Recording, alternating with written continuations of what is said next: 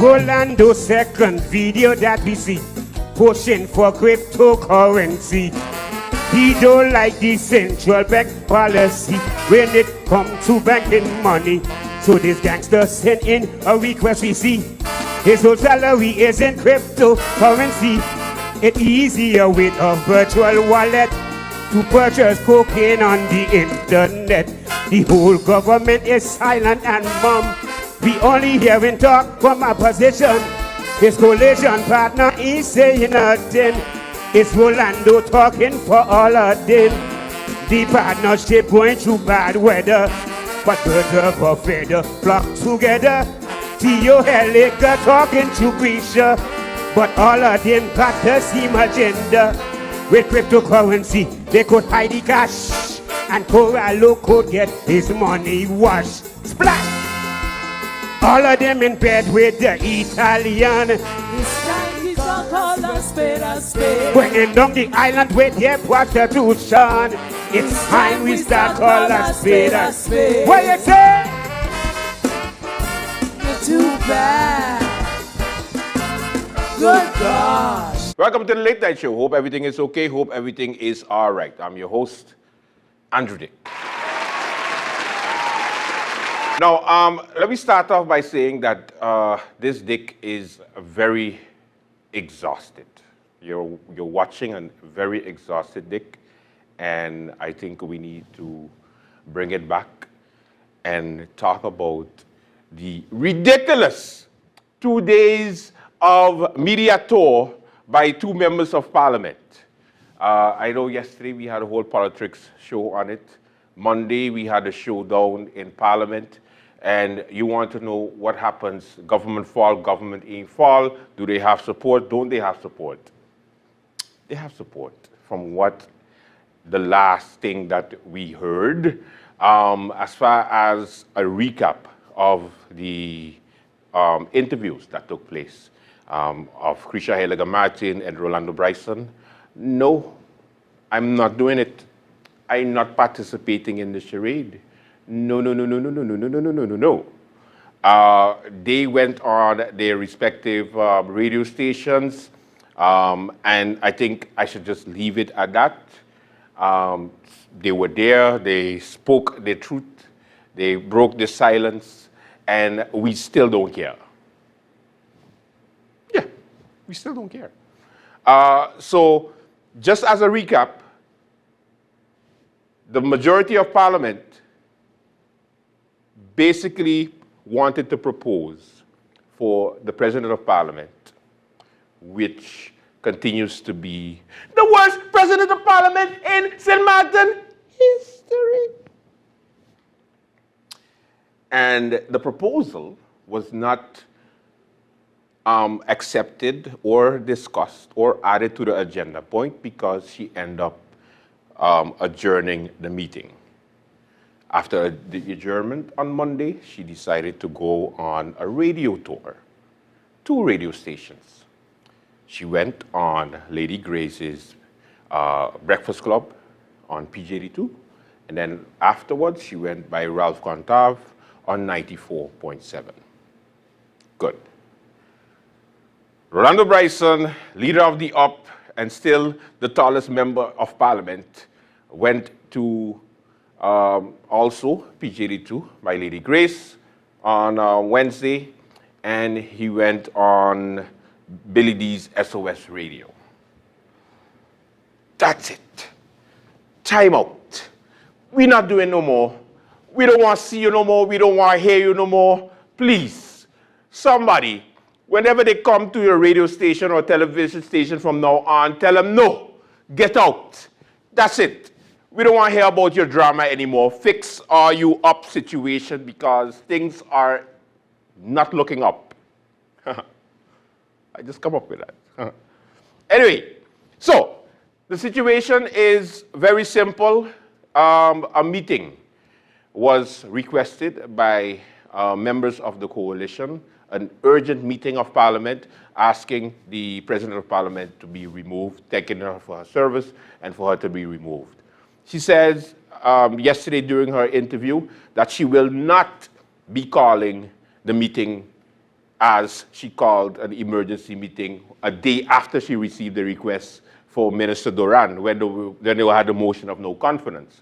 This time around, she said, no, we have to prepare for IPCO because they're going to the Netherlands on Friday.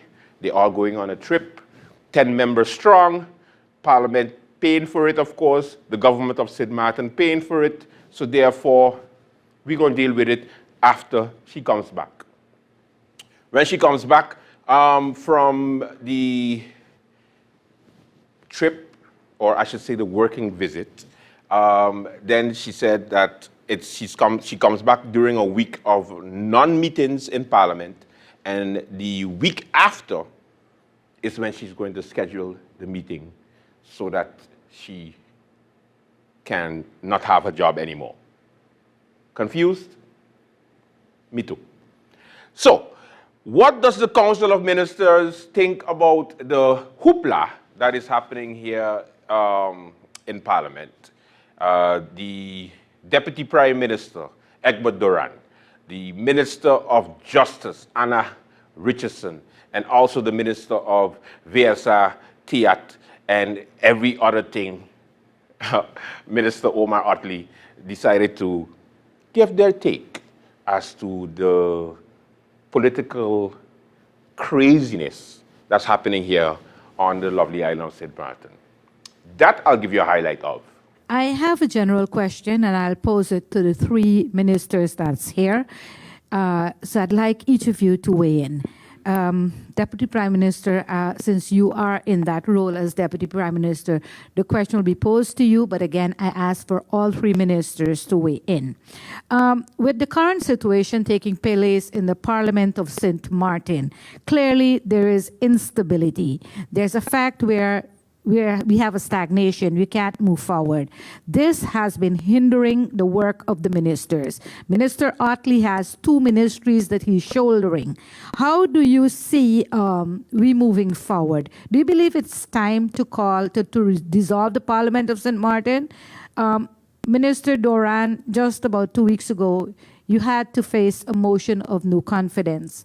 Parliament wants to send you home because of a report. I'm not going to get into the content of the report, but because of this report, they wanted to send you home. Do you believe, because the Parliament is fully divided, the chair lady has placed her emotions and her personal feelings in front of the civil servants because the law that was supposed to be passed was not handled because she adjourned that meeting?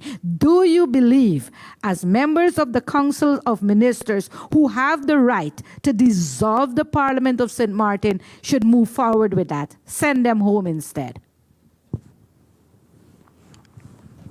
Thank you, Bibi. I see you're quite passionate in the end there in terms of sending home the Parliament.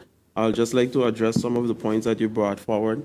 You mentioned that the Parliament wants to send me home. I disagree with that because the Parliament is represented by a majority, and if that had been the case, then I would be home by now.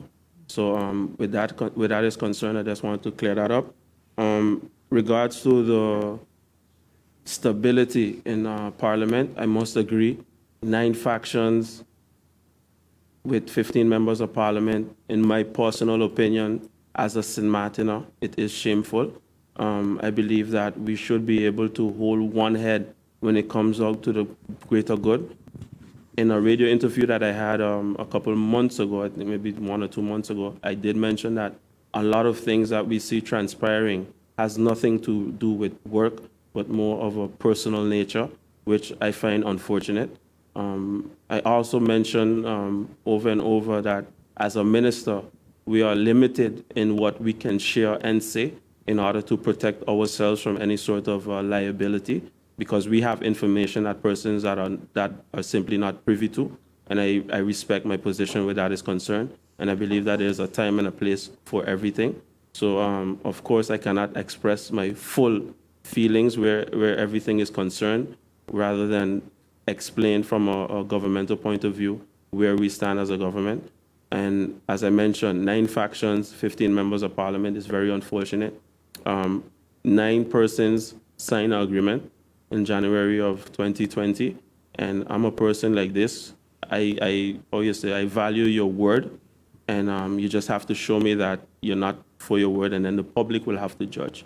So I don't want to sit here and cast judgment on anyone in particular, but we can see that most of the things that are playing out has nothing to do with work, but more private and personal things. And that, indeed, I find unfortunate because our public have to yet again go through some sort of potential instability. It has the populace quite confused. And I look forward to radio interviews where members of parliament and also my colleagues and myself will clarify certain things for the general public so that they can rest assured that you have a group of committed persons that not only say they love St. Martin with their mouth, but actually show it in their action. Thank you. Thank you, Deputy Prime Minister Duran. Are there any other ministers that would like to weigh in? Minister Richardson, you have the floor. Absolutely. Thank you very much. Good morning to all tuned in, my colleagues, the media, DCOM, and of course the senior citizens. Ms. Shah, thank you for your question. And my answer may come over a bit selfish from the standpoint that I am very much so focused on the finalization of the Rex Positi Regeling or the police law and the salary scales. We were successful in completing the function book. I say poor political plays prevents progress because every time we bring this instability, every time the government structure deteriorates because of these, as my colleague so mentioned, personal reasons, the persons that are affected are the ones that are on the ground. And I speak in particular of those from this ministry, the Ministry of Justice, that for have years been in a position where their personnel matters have gone undone because of this activity. So where is my attention? I cannot necessarily support your position, your perspective when you say, call for new elections, because I'm grateful for every day that I get to push my team to finalize what is necessary, not just for the personnel of the ministry, but also for the community of St. Martin because of all that has been undone over these years. So I'm grateful for every day that I can wake up and come into this building, come into this office, get on the phone with my staff. And I apologize to a few of them last night that I was having a conversation with, because my attitude from the onset of coming into this position was acting like as though this was my last day, because that has been the phenomenon that we've been following for a number of years, and it has been to the detriment of this country and those who have dedicated themselves. So the Rex Positi Regeling and bezoldiging is currently being reviewed by the CCSU, and I'm praying every day that I can get their advice today so that I can go ahead and push it forward to the Council of Advice. I'm hoping that we can meet all the requests and demands that are necessary and get this thing finalized. Thank you. Minister, I understand your passion to get the function book and all the laws passed. But based on what happened last week, I mean, the 12% cut is affecting every single person working in here. And we're looking to get that eliminated. And that was stopped because of somebody's personal agenda. Do you believe when you get that law and you take it to Parliament that it will be handled? What guarantee do you have? The beautiful thing about the fact that the bezoldiging and the regeling does not need to go to Parliament. Praise the Lord. So then, with or without this government? Does not need to go to Parliament. Hence the reason that I am pushing for us to be able to get it finalized. Just like the function book, it is signed by His Excellency and my person, and it's done. Praise the Lord. Wait a minute. Did you hear what the Minister of Justice said? Praise the Lord. You don't find like that was a little bit too, like the attitude? What was going on? But Anna, take it easy. She was like, well, thank God they don't have to go Parliament. Take it easy, Anna. She forget that Parliament is the reason why she has her job. Let's not forget. It ain't for sure because of the people. No, Anna. The same 8 members of Parliament that you thanking God for, that you don't have to bring your function book for the justice workers, is the reason why you have the job in order for you to finalize the job. So let's take it easy now. It's like, oh, given this whole doom and gloom. And of course, the Minister of VSR, Omar Otley, in the most gangster way as usual. It's like, he gives this answer like, he don't care, but he does, because the people in Parliament is the ones that making sure that he can continue on a daily basis as the Minister of everything in the COM. Your question was basically answered very much in depth by my other two colleagues, so I won't really go too much into it. I focus. My focus is just to work. I don't get in the political games and the back and forth. I just come and I work. That's all that we can do. We're ministers. We can go home, obviously, we can be fired, but at the end of the day, the actions that we take, the people will hold us accountable. So everyone has their right, everyone has their free mandate, but with all that is promised to the people, all I can say is God bless whoever messed that up, because the people ultimately will hold you accountable. Okay, so that's the opinions of the ministers. Of course,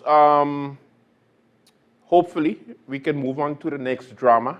As the, usually they have like the soap opera as the world turns, well, as St. Martin turns, we'll go to the next big drama that's happening. So take it easy, and it's gonna come.